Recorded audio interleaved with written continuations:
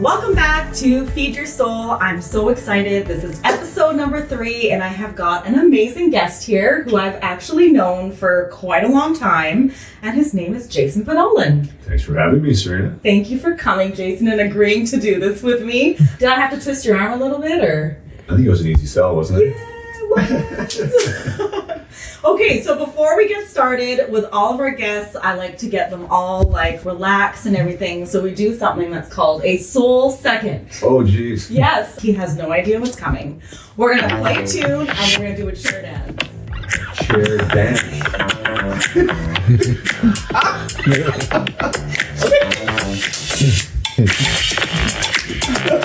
You gotta feel it. Yeah, this is exactly how I start my day. So ironic.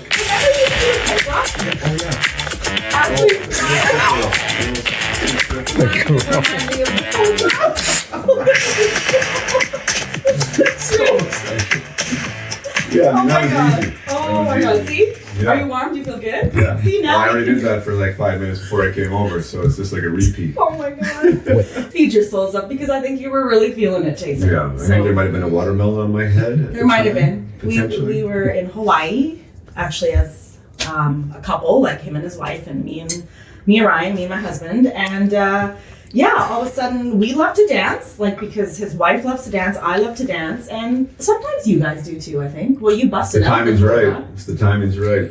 I just wanted to introduce you because I think that, well, first of all, I've known you for a long time, and prior to this conversation, I was thinking about what we would talk about, and really why I did want to talk to you in the end of our conversation, which we'll get to, is kind of what you're doing right now, which is you're up your hockey and you're training and doing all that kind of stuff. But before we get into that, I just want to tell you guys out there who's listening and who's watching that I've known Jason for probably elementary. I think elementary, yeah. And school. Yes. We're talking about elementary school years. So I was thinking about how I first met you, and it's ironic that I knew you and that you ended up being really good friends with my husband, who I didn't know at that time was a good friend of yours. So we went, I think you were in Sunday school. That's kind of how I knew you. Through really? St. James. Yeah. Interesting. Yeah. So you probably don't remember that, and I was telling Ryan. Were we in the same? So we were in the same Sunday school class? No, because you're a year older than me. Oh.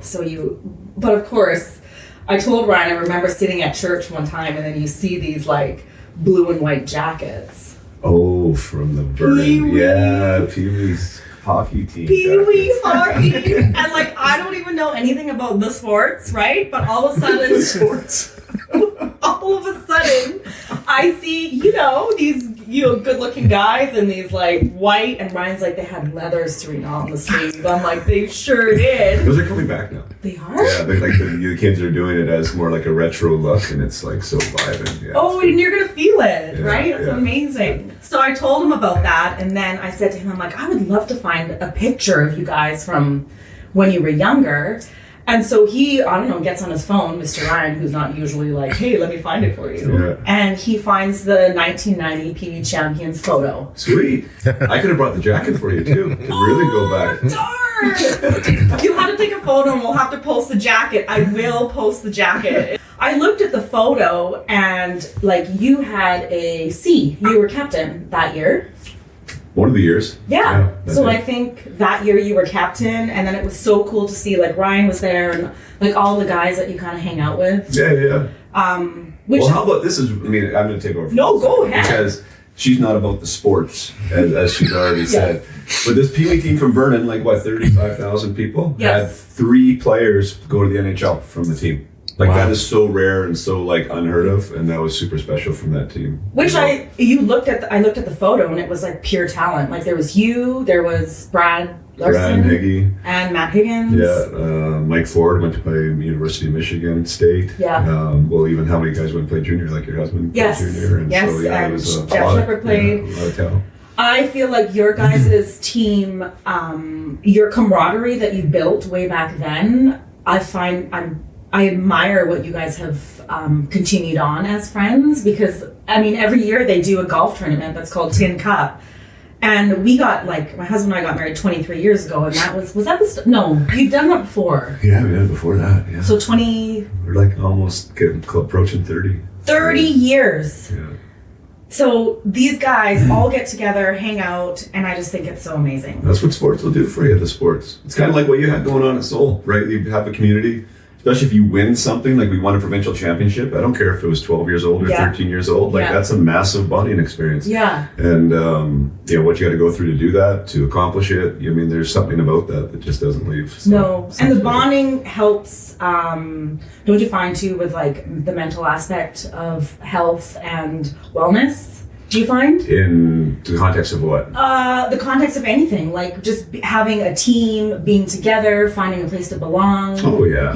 Coming together. Yeah, 100%. I mean, I experienced that way more at the pro level, because there's so many ups and downs. Pro, every day you're coming to the rink and all that kind of stuff. Like when you're a young kid like that, we were just sort of just having a blast, right? I mean, so there's not really that much support, I would say, from that experience. But I mean, definitely a team that cares about each other is a mentally fit place to be. It helps with that for sure. Yeah, and it doesn't have to be sport. It doesn't have to be the sports. It could be a team of anything. So tell me a little bit about so when you played hockey when you were younger, did you have were you what was your drive behind hockey when you were younger? Did you you had a lot of passion for it? Was it your skill level? What kept you playing? Well, yeah, good question. You mean passion for sure. I fell in love with the sport, I think, I was 5 years old, which is so crazy, right? Because I look at 5-year-olds now, well, not now, but all I'm saying is at 5 years old, Hockey Night in Canada was on, and I would sit in front of our TV, and I would watch an entire game. I love the sport, right? And that was when the Canucks went to the final that year in '81, doing the Stanley Cup final, and that was when I kind of got hooked. I can vaguely remember that, and my parents obviously tell me. So there's something about the sport that obviously attracted me to it. Yeah. That was also the same year that I started playing for the first time, officially. Okay. And so there's some type of grassroots love affair with it. Yeah. And then I turned out to be pretty good, right? Which I think also helps with the passion of what that is. So you're getting reinforced, you love this thing, you're also good at it. And then I was just a typical kid. I was a super fan. I loved the NHL. I loved everybody that was in it. I thought I was going to be in it. Yeah. And then that was really... at some point it morphed into the idea that I was going to be an NHLer. Oh, okay, right? So that's it went from wanting to love and play the game to be this is what I want to do, right? And this is my pursuit, and this is my goal. So your work ethic also must have played a role in that. You must have been driven yourself to pursue that. I mean, you can have talent for one thing, but I also feel you have to have a drive and some sort of work ethic to get you to where you need to be. Would you get up at 6 and be pumped or or whatever? That's funny. Yeah, well, we had early morning practices, so I can't say that I was the one setting his own alarm clock like my kids are. Okay. It's crazy to see the next generation now and how they participate in it.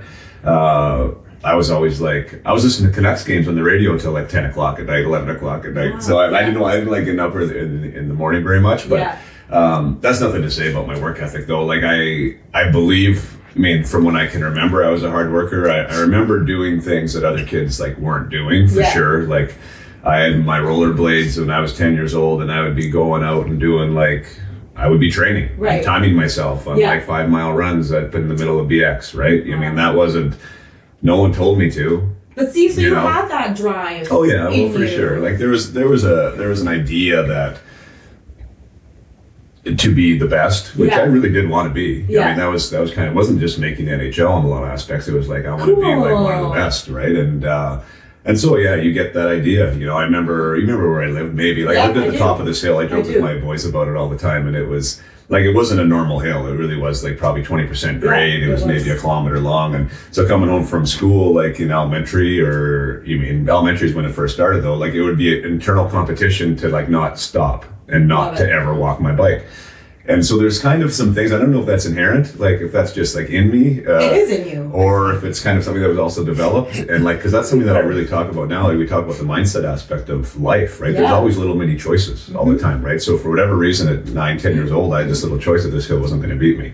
And if it did, I'd go back down and I'd try again. Amazing. Right? So like there was kind of aspects of that, and I definitely brought that to my hockey training too. I love, and that's probably why you got as far as you did. So tell me a little bit about the first time that you got into or got drafted. Am I saying the right thing? Yeah. Okay, got drafted into the NHL. Like, tell me about that moment. And were you wanting that? Was it a surprise? Were you working for it? Like, go back to that time of your life. And how old were you? Well, everyone gets drafted at it's their 17-year-old year in hockey. Okay. So that means like in that calendar year, if you start that year 17 and you don't turn 18 before Christmas, like that's the year that you are eligible for the first time to get drafted. Okay.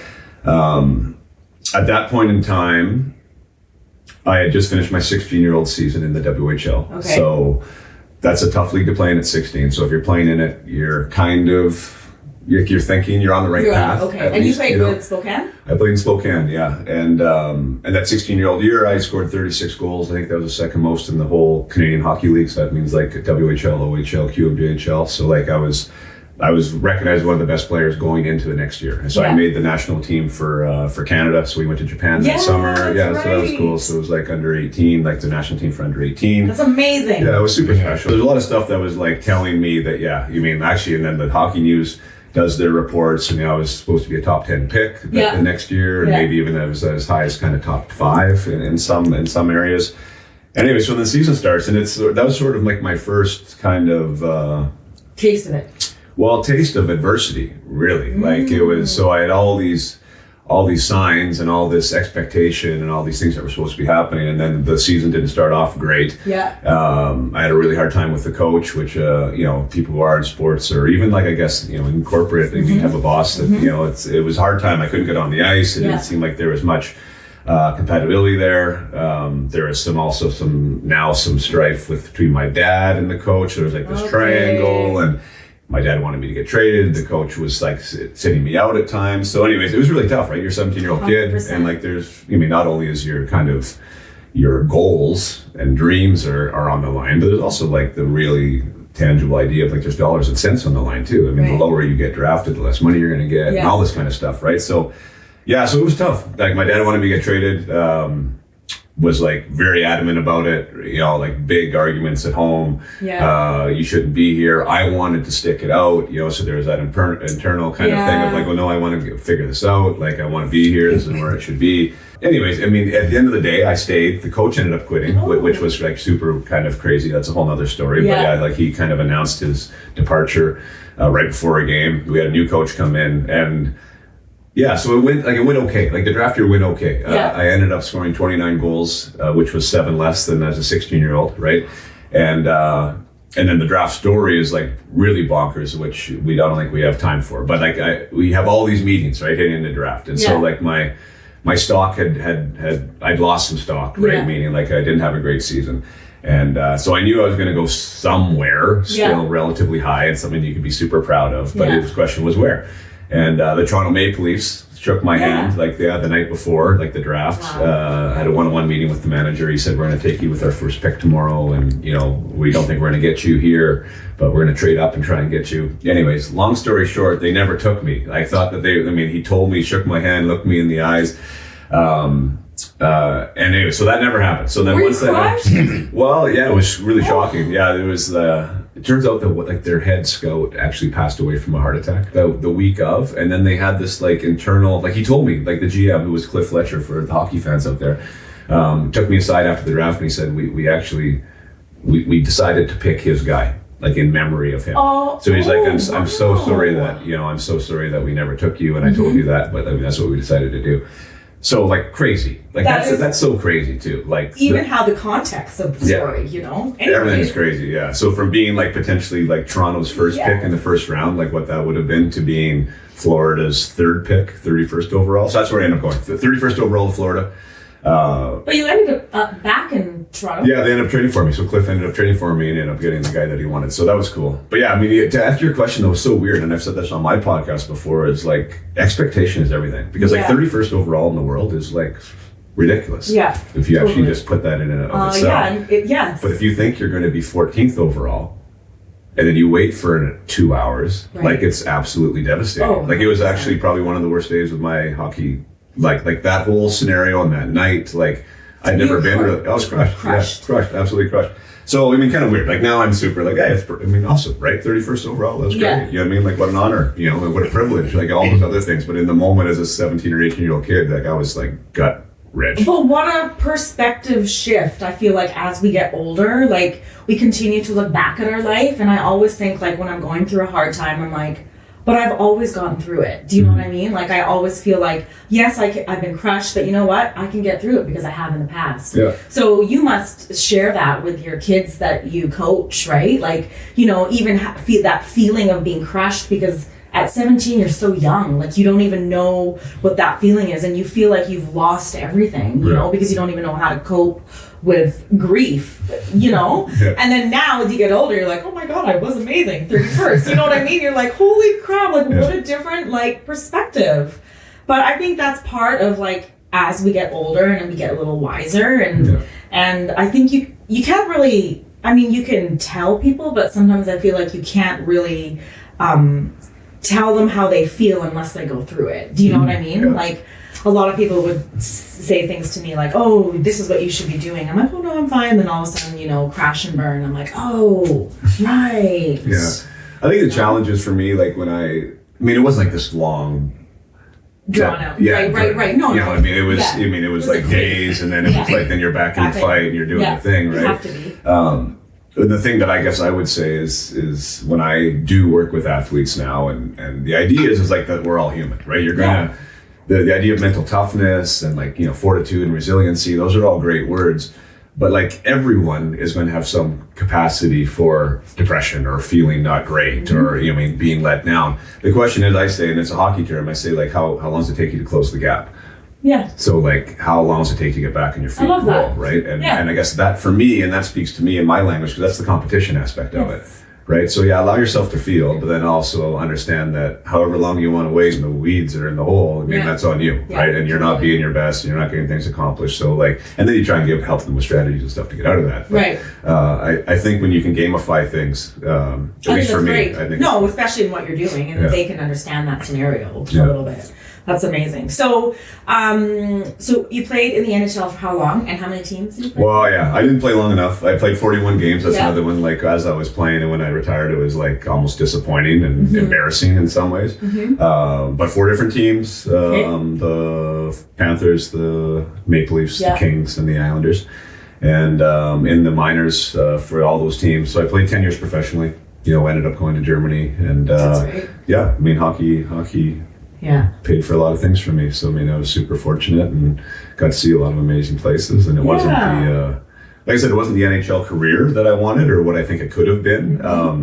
Maybe in some respects should have been. But the other thing is like, well, I wouldn't be doing what I'm doing now. That's exactly. And helping if it was the career that I thought it could have been either. So, it is what it is. So you mentioned Germany, and actually I was thinking back about a couple things like in our past or whatever, but I took my interior design course back in 2003 because I started working at our family's furniture business, and Jason built this beautiful home at Predator Ridge, and he was in Germany. So then all of a sudden he calls me, or I don't know how we connected on the level of like, could you help me pick my colors or whatever. So here I am, freshly out of this interior design program, just working into my furniture career. And I'm talking to Jason on the phone, who's in Germany, right? And we're friends now because of my husband. I mean, Jason's was in our wedding party, like, you know, so we're all connected that way. And he's just like, hey, could you help me pick my colors? I was like, okay. And then so I said, hey, Ryan, hey, babe. He asked me, he's like, can you pick a color? And Ryan's like, oh my God, that's amazing. So I'm like, planning out my color boards, and I'm like thinking, and I'm going and I'm looking at the construction, I'm like envisioning everything, and I was laying it all out. And then I call, I'm like, okay, I'm like, Jason, I've got like all these color boards and da-da-da. He's like, okay. And you said to me, well, just get it done, Serena. And I was like, so here I am on the phone. I remember I was in my second office at the store, and I was like, get it done? Can you trust me? Like, to get your colors done? You're not even going to say, like, da-da-da-da. Anyways, thank you for that, because you empowered me. Because I don't know if I would have had that confidence to do that, but you instilled that in me. So I think that is just your nature, which I think is cool that now you're helping kids. You know, it's empowerment. But anyways, I did it, and then She did a great job, too. Really good job. It looks good in there. People still say, like, what is that? That's like, house is over 20 years old now. Is. And like people walk in and they think it's like you know. So it did a good job. Thank you. Yeah, so that was a fun part that we also talked about.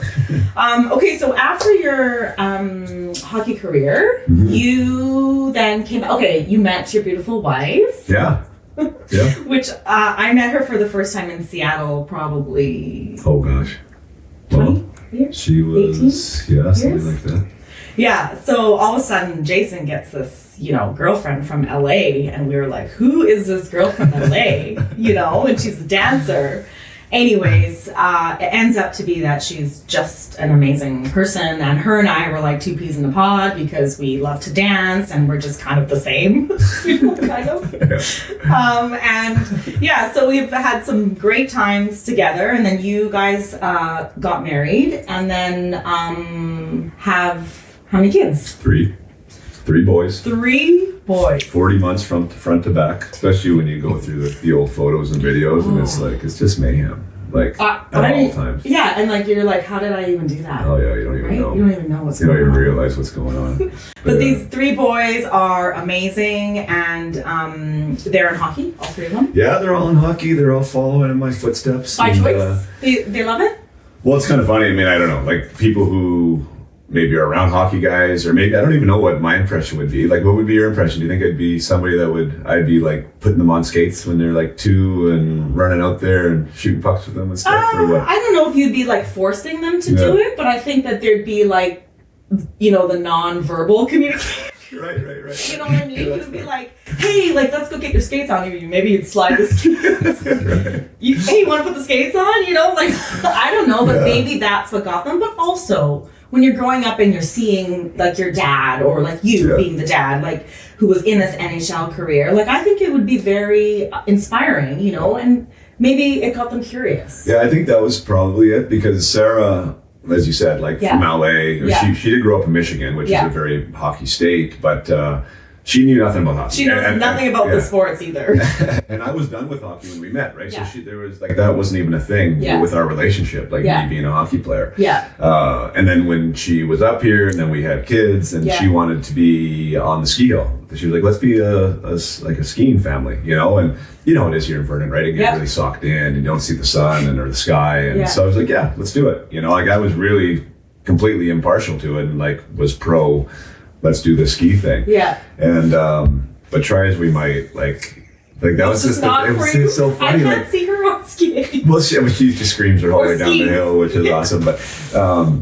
But yeah, we were the story I tell, which is when we kind of had the aha moment of this is beating a dead horse. Yeah, it was Silver Star, right? Glorious day. It was 2 degrees out. Yeah. Just the snow had just fallen. It was fresh snow on the runs, and sun's out, and it's the second run of the day, and we're going up this chairlift, and the boys, hey Dad, when can we go to the pond? And I was just it doesn't get any better than that. And you're already miserable. You know what I mean? And I spent how much on your stupid skis for the 3rd year? It was Sarah, this is done. They're playing. So it wasn't, we didn't put them in hockey. I didn't put them in, they put themselves in hockey. That's amazing. Yeah, so it's just cool. They came to it naturally. I think to your point, probably understanding that at an age where they knew that I did play, and seeing some of the stuff that I have in the house and my jerseys or whatever was probably interesting to them and curious, and that brought them to the game. And at the end of the day, I am thankful because they brought me back to the game. Yes. I wasn't involved in the game, so that was cool. I got reintroduced to a game that I loved, obviously a lot growing up, and now they found something that they're passionate about. And I think as parents, that's all you really want. Yeah, you want them to love something, right? Yeah. And to chase something, and I love the fact that they're doing that. So. And they're doing something that they're chasing on their own, because sometimes I think how maybe we grew up is hey, try and chase something. This is what I think you should chase, right. Or things like that. So you get into your head, this is what I think I should be doing. But now I think, fast forward 20 years, 15 years, you think, oh my God, chase what makes you happy. Really, well, in the context of my podcast, is chase what feeds your soul, right. And I think that's a hard concept to grasp when people are telling you what you think you should be doing versus what you really want to be doing. Sure, yeah, there's a big leap, I think, for in a lot of areas to do that. Yeah, and I think it's great that the generation now, if parents are more open that way, that they get to do that, right? Because I don't know, I think life's too short to be like you said, beating a dead horse at maybe a job you don't like or a sport that you're playing that you're like, why am I here? You know, like I think I'm gonna love it. But I mean, like, people get scared to make that change and be like, oh my God, like maybe I should do something different, right? Sure. Like, but that's coming out of that fear is really also my hopes of this podcast, is to get people thinking about, like, you know, what they did in the past. So coming back to your conversation about brought you back into the game. Like, so did you think that hockey was done once you were done? Like, you played beer league. I think you played beer league. A little bit. Yeah, a little bit, but not a lot. I'd come out on Sundays. I mean, so that wouldn't, like, to me, that wasn't done. Right. Right. But I left the professional aspect of the game kind of like quite quickly. I mean, I was 30 years old, and again, like, it was more like, I can't believe that was what that was. Yeah. I mean, like, obviously I still felt good about a lot of things that happened with it, but it was like time to move on, right? Yeah.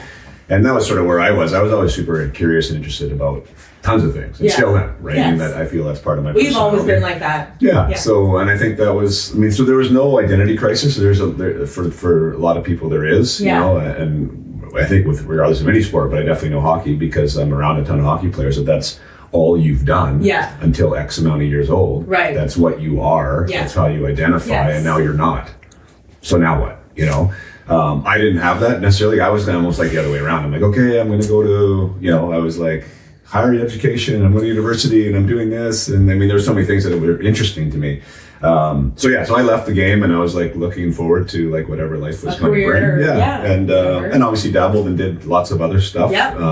And then the game came back. Yes. Kind of, you know, in full force, and then I kind of grew my way back into it, and now it's like a huge piece of everything. Which I think is amazing.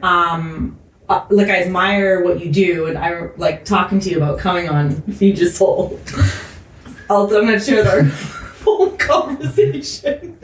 So I was like, so hey Jason, I'd like to interview you on my podcast. And he's like, okay. I'm like, well, this is why I'd like to interview you. And I said that, you know, well, first of all, I've known you for so long, and then you've done some hockey. And then I said, then you're doing this job, like, of my hockey. And I said, I think it really feeds your soul. Jason goes, that's a little assumptive, or would you say? You were assuming, or assumptuous? Is that the word? Assumptive. It's a little assumptive. I was like, but I'm like, okay, so here is why I'm going to tell you why, from an outsider point of view, I feel like you're feeding your soul. So the thing is sometimes we don't feel like we are, because it becomes a chore, it becomes our everyday thing. But from what I see and the effort that you're putting in to help these kids, like, it has to feed some part of you, you know, because I don't think you would have that drive to want to be or make these kids better, you know, because really it's not about you, Jason, it's about the kids. Yeah. And that's really why you're doing it. So from an outsider point of view, I do feel like you're feeding your soul in a way, you know. I was just giving her a hard time. I know, and I know he does do that, because I seriously was laughing. I was like, oh, but I think I was assuming right. But so tell us a little bit about, so you have a podcast at My Hockey. So now tell us a little bit about, because this podcast also talks about the transitions into transformations in life. And as we discussed in like the other episodes, like we talked about people that have gone through various transitions in their life and have been able to transform. And sometimes when you go through something where you think that you should be doing something and it's taken away from you, you're like almost at a loss, like you don't know what to do with your life. But then you're going to sit there and you're going to try and figure out what you're going to do. So to get you back into your transition back into the game, how did that start? How long do you want me to take with this? Well, you know what? I went. 5 minutes. 5 minutes. All right. Okay, I can do it in less than that. So I got into, like, my dad was into hotels and restaurants, and that was like my first sort of real job after hockey was being, because I was half owner with the pub in Fort McMurray. So that was an easy one. Like I was already an owner, and now I could be in active ownership, and so I got involved with that and really just dove right in. And rebranded it, the menu, redesigned, like did everything, right? The staff, and so from top to bottom, kind of did a whole rework and saw that happen, and was building the team there. And why I bring that up is because I love that whole teamwork, bringing hockey into an F&B environment, like I really found that there was. And that's the thing. I'm going to digress a little bit. Like for like the athletes out there that are part of team sports, is like they think that maybe they don't have much to offer in a corporate environment. And like, you are so far wrong. Yeah. Like what you've learned just without even knowing you're learning it is like invaluable to corporate companies, because people that are just on their own all the time, learning about their own thing, and are in school and are grinding it out, and then now they become part of like this group.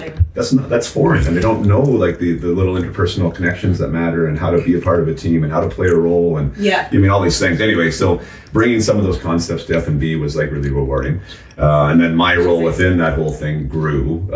You're familiar with being part of a family business and wearing a lot of hats, and everything else that I was doing there, and it was. You say that you need to be passionate, and it's funny for me. It's like.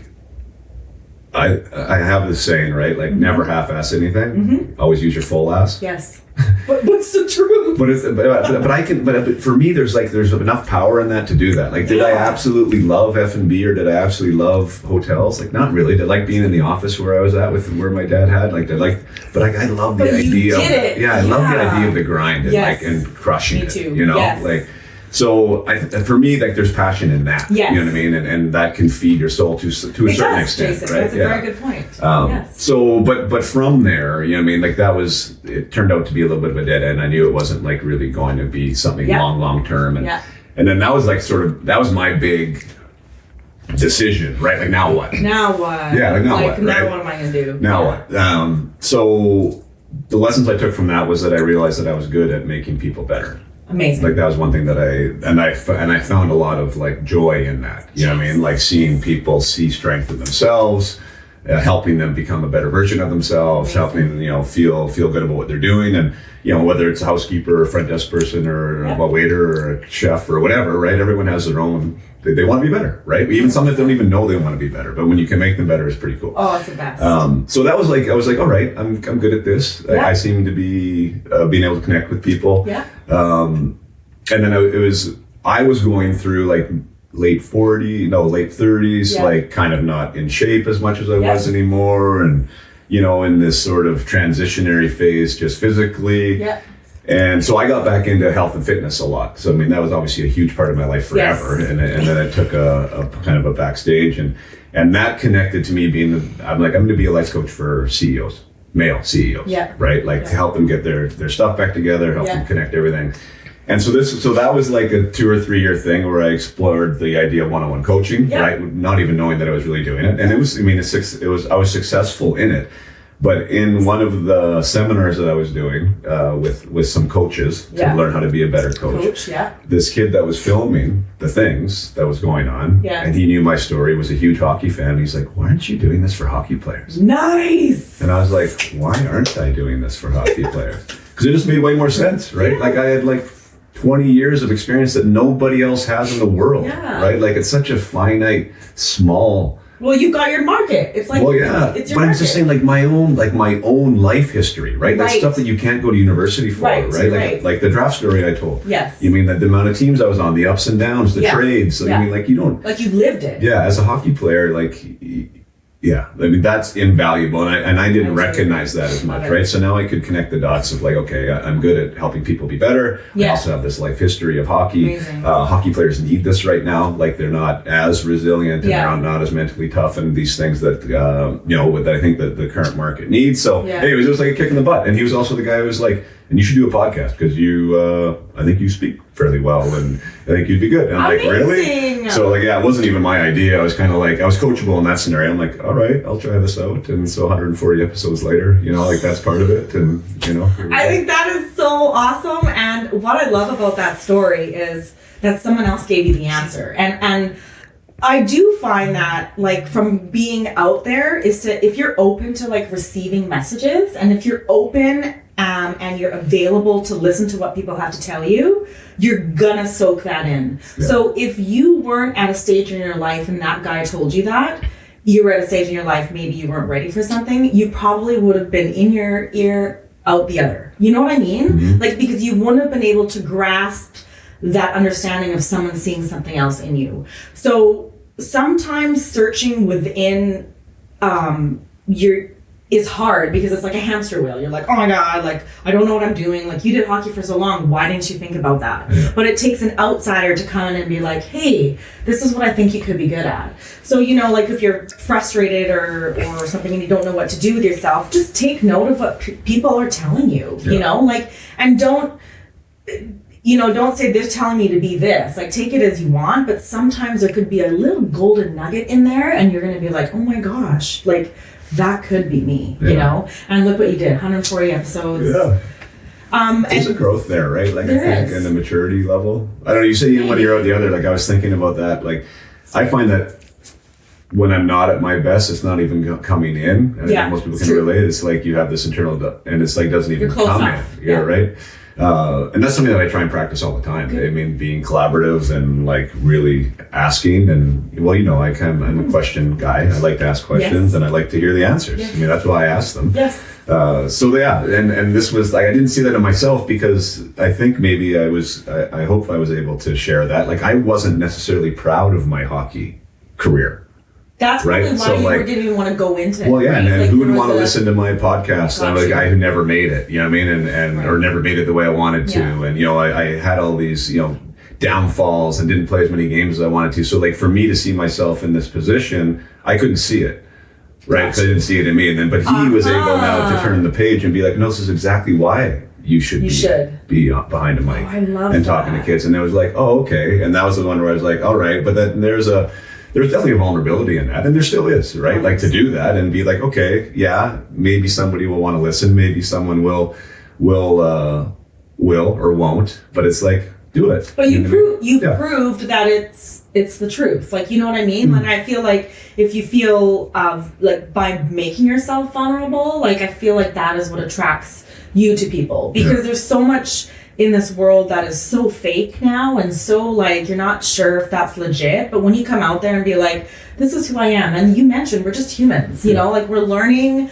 we're living, we're experiencing, so why put a fakeness out there, you know? Because we're all like, everybody's not going to be playing. How many games is an amazing player in the NHL? What's like the... Oh, like 1,000 would be like the biggest number. So 1,000. Like, but there's very rare 1,000 player hockey players, you know what I mean? Like NHL players. But what about all those other people that have gone through their own journey? And I feel like once you share your own journey is where people can relate, and people can like say, oh, you know what? Maybe I could do that. And it gives people confidence. Yes. So get out of your own way. Yeah, I think that's helped me. And just go. I mean, I've even had... We was a podcast, right? I didn't want to do it. I really didn't want to do it. And like, there's so many things, as you know, like to prepare, and you can like overthink the crap out of stuff like that. Not necessarily a podcast, but I mean, go do it. Go do it. Just do it. Don't overthink it. Do it. What's the worst that's going to happen, you guys? If it works, it works. And if it doesn't, it doesn't. Move on, because life's too short. And explore, because the more you explore, the more you grow. Like, and I've seen you grow as a person, you know, through business, through family. So it's really cool to see people's journeys. So thank you for being vulnerable and sharing your story. And deep down, after this conversation, not even deep down, what feeds your soul? What feeds my soul? That's an interesting question. I feel very blessed that and I do want to take accountability for it, because I think there's accountability in everything, even like my 41 game NHL career. But where I'm at now was like a very big choice, right? I wanted to be around my kids. Yeah. I wanted to be a part of their journey and what they were up to. Yeah. And in doing that, I had a few boxes that I needed to check, right? I had to have my own hours, I had to have my own business. You know, I wanted to do something within hockey, and I wanted to help people. And so I kind of created, like, that's sort of the weird thing with what I'm doing. I essentially created a business that didn't exist. Yes. So like there was a lot of like leaps that had to happen there. And some trust and some belief in myself and other things. But the beauty is that I'm around my kids, right? I do get to help other people's kids. I do get to help people be better. I'm able to support my family, which is obviously the big thing at the end of the day. I mean, because there's a reality to life that you need to pay bills, right? And so, like, as you can be as much as you want about happy and feed your soul, but like you gotta get stuff done. 100%. You gotta get stuff done. 100%. And so I'm grateful that I've been able to connect those boxes, you know. And so, yeah, there are days, like you said, of course, where it's like, oh, I'm doing this, like, I mean, for the 98th day in a row, right? Because it is like a business that never ends and never really does anything. But like, there's so many things that are so glorious about it. So it does. I mean, I'm very grateful for where I'm at right now, and for the growth of it, and for the person that it's made me become. 100%. When you're thinking about yourself in a way of like, you know, like I am a mentor or a guide or an example, not only for your own kids, but now for like lots of other people's kids. There's some ownership there, right? And there's some responsibility, which I don't take lightly. And I think it's an awesome thing, because why not try and be your best, right? 100%. And make other people the best they can be. Yeah. So I think that is just amazing. Cool. So you do feed your soul, see? Yeah, no, of course. Yes. So feed your soul. Feed your soul. I think it's just a little bit more of a male perspective. 100%. You know? And this is kind of why I wanted to have a male perspective on the show, because, like, you know, I really am girly, and feed your soul, and, you know, unicorns and butterflies and rainbows, you know. But like the male comes in is like, you know, this is how I feed my soul. But it is a perspective, and that's what I wanted to share, because you are somebody that I feel has been feeding their soul. So, yeah, no, thank you. Yeah, so that kind of wraps up our episode. But before we finish, I always finish with another soul second. Oh, we're going to dance again? No dance. Oh, this shoot. is just a breath. Darn. So we're going to do a breath together. And if you're just listening, I want you to, we're going to take one deep breath together. Just one? Just one. Okay. So it just cleanses everything. You can close your eyes if you want to, or if you don't want to, that's fine too. And everybody just take a deep breath in through their nose.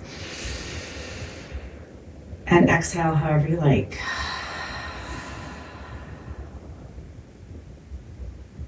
And there you go. So second, taking a deep breath, grounding yourself again, get yourself going, ground yourself. It's a transition through life. Thank you so much for watching Feed Your Soul. Thank you, Jason, for Thanks being for a part having of me, this. Serena. It just really was amazing. And we will see you at episode number 4.